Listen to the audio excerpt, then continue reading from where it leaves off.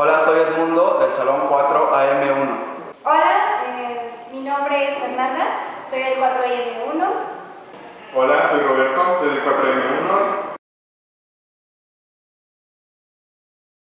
Bueno, los materiales y equipo que se utilizaron en la práctica 2 son 2 multímetros digitales, resistencia cerámica de 330 ohms a 10 watts, osciloscopio, puntas para el osciloscopio con atenuación y puntas para el osciloscopio con terminación Caimán, fuente regulable de corriente alterna de 0 a 120 volts.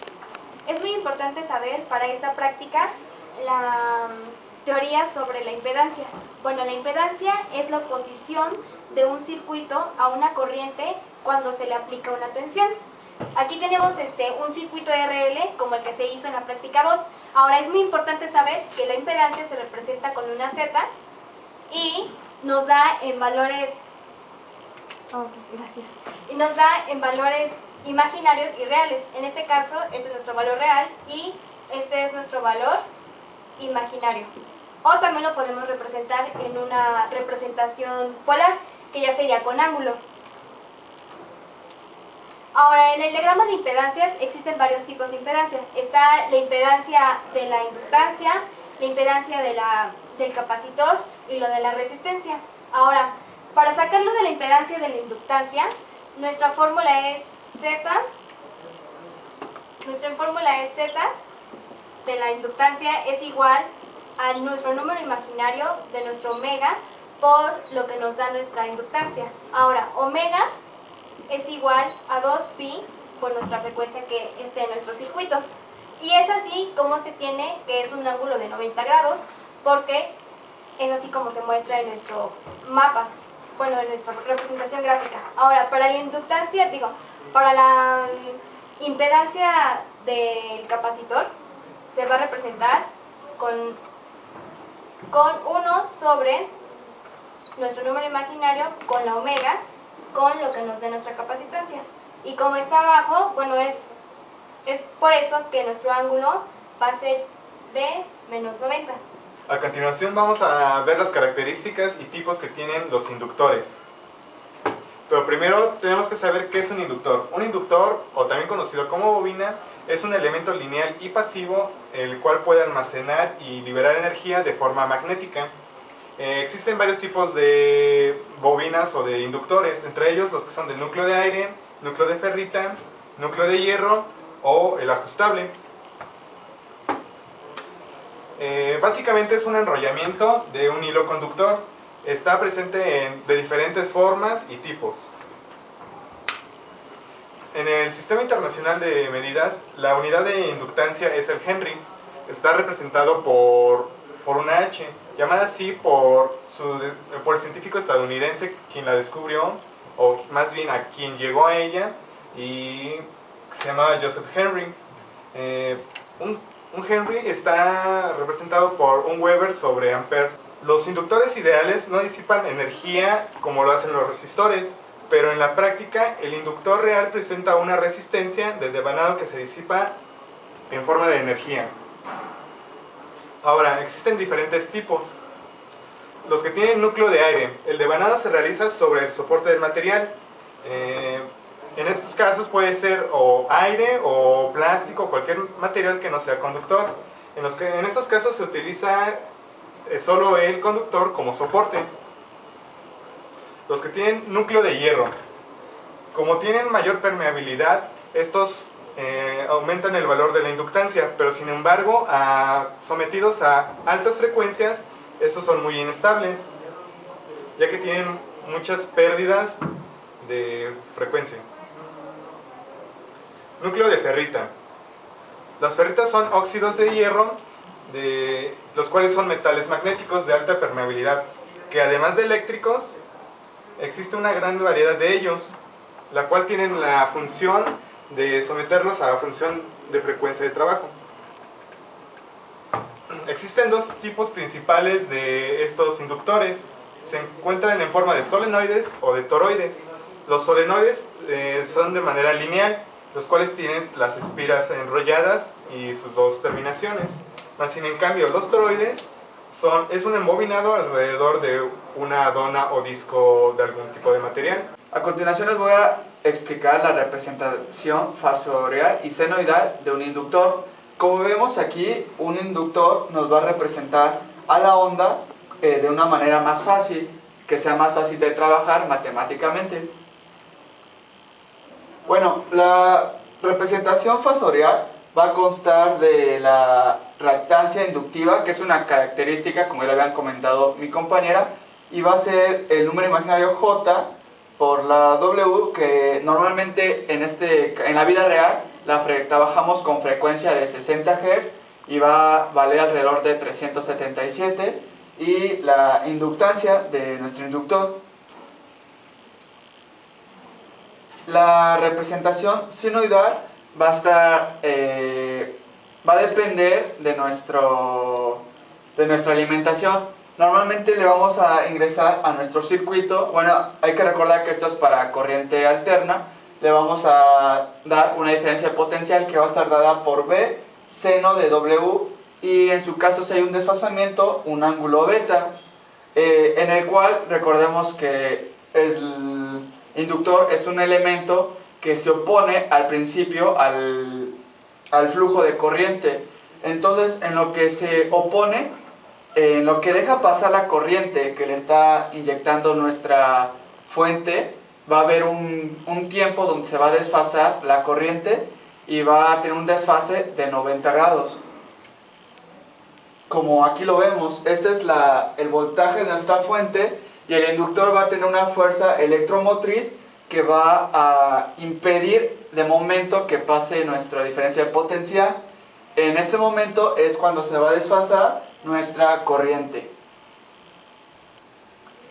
Y ya nuestra corriente del inductor estaría dada por seno W teta más el desfasamiento si tiene nuestra fuente, menos los 90 grados, que es el signo que nos representaba en la representación fasorial, que teníamos el J.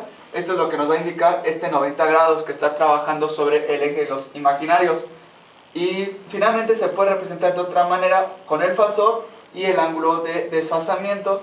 Operándolo matemáticamente podemos ya encontrar tanto el voltaje en el inductor como su corriente. Ok, nuestro procedimiento número 1 de nuestra práctica 2 es formar este circuito con los componentes que tenemos en el laboratorio. Antes tenemos que saber que la tensión es de 10 volts, el valor eficaz, nuestra resistencia es de 330 ohms y nuestro inductor es de 1.2 henrios. Ahora, para conectarlo, en nuestra clavija tenemos nuestra parte fase y nuestra parte neutro. En esta parte de aquí es nuestra parte fase, que va conectada a uno de los extremos de la resistencia, y el otro extremo de la resistencia va conectada a uno de los bornes del inductor. Ahora, el otro borne del inductor se va a ir conectada en la parte neutra de nuestra clavija. Lo podemos observar mejor en la siguiente imagen. Ahora, aquí tenemos nuestro inductor. Estos son los bornes en los que vamos a conectar para nuestro circuito. Ahora es importante saber que nuestro inductor tiene una resistencia de 231 ohms. Aquí se nota mucho mejor.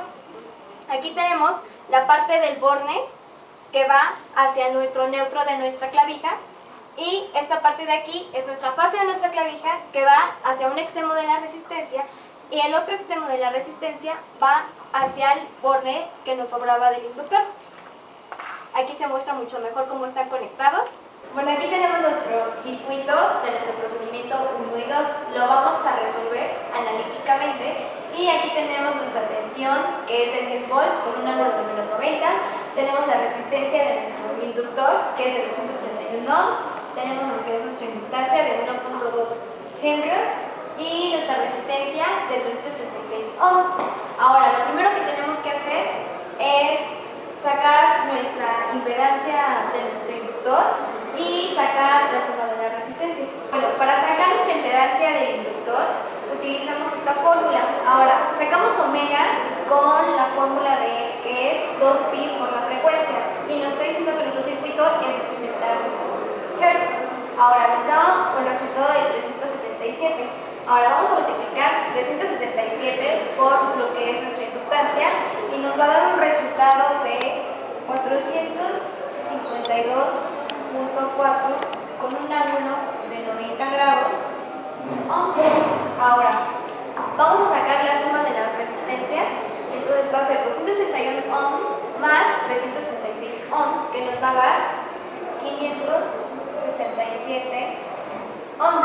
Ahora, con esto, como están en serie, sacamos nuestra impedancia equivalente, que va a ser la suma de 452.4 con un ángulo de 90 grados más 567 con un ángulo de 0 grados, que nos va a dar el resultado de 725.36 con un ángulo de 39 grados. Ahora, nos está pidiendo la corriente total que hay en nuestro circuito. La vamos a calcular con el voltaje, que es de 10 con un ángulo de menos 90, entre lo que es nuestra impedancia equivalente, que es de 725.36 con un ángulo de 39 grados. Y esto nos da 13.7 con un ángulo de menos 128.58 miliamperes. Ahora, también nos están pidiendo la tensión que hay en la resistencia de 336. Esto lo vamos a sacar con división de tensión. Es la tensión total, que es 10 con un ángulo de menos 90, por la resistencia de referencia, que queremos, son 336 ohm, entre la sumatoria de todos los componentes, que es nuestra impedancia equivalente, que es 725.36 con un ángulo de 59 grados.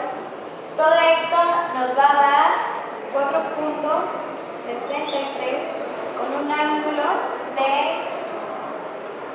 128.5 grados.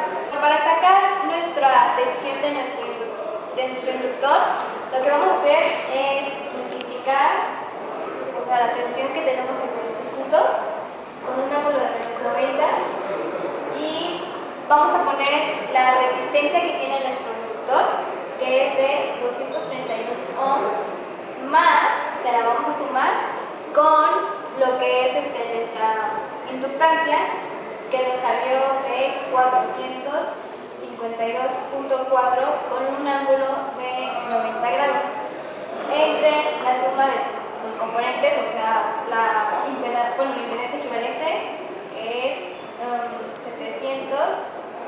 725.36 con un ángulo de 39 grados.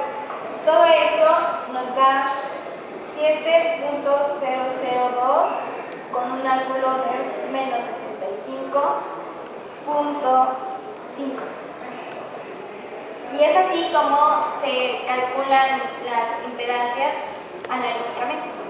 En el procedimiento 3, lo que tenemos que hacer es medir experimentalmente la tensión en cada elemento y la corriente total del circuito. Para medir la tensión utilizamos un voltmetro y colocamos las terminales a cada elemento, como lo estoy haciendo, y así nos arrojaba, por ejemplo, para la resistencia nos arrojó un valor de 4.4 volts. Lo mismo hicimos para la bobina, donde nos arrojó 7.1 volts. Ahora, para medir la corriente total del circuito, lo que se tiene que hacer es abrir el circuito y colocar el amperímetro.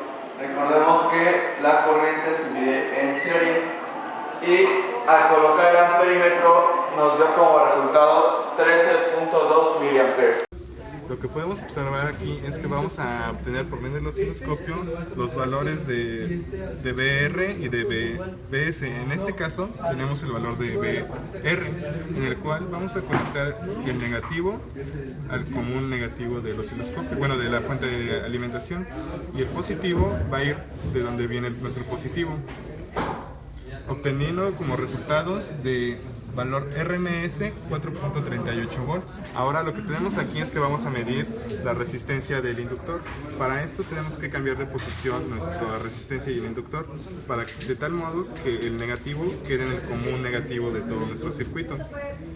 Con lo cual conectaremos la punta del osciloscopio negativo del lado donde está en común y el positivo en el otro extremo, obteniendo como resultado de nuestro osciloscopio un resultado de 7.2 volts de tensión RMS.